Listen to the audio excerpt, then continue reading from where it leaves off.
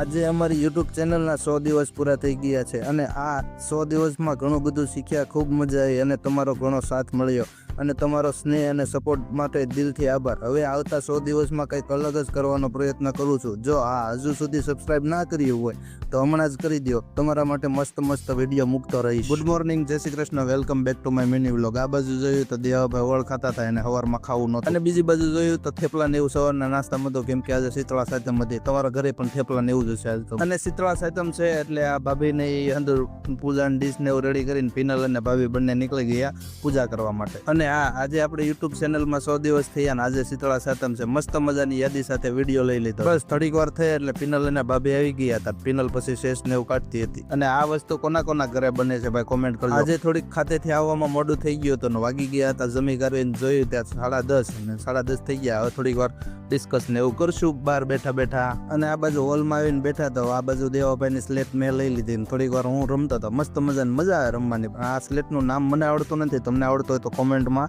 જણાવો. બસ પછી થઈ ગયા હતા 11:15 ને આ બાજુ જોયું તો ભાઈ ગામડાની બસો આવી ગઈ છે. ગામડે જવાનું મન થઈ ગયું. બસ આજનો વિડીયો આટલો જ હતો. આવજો બધા.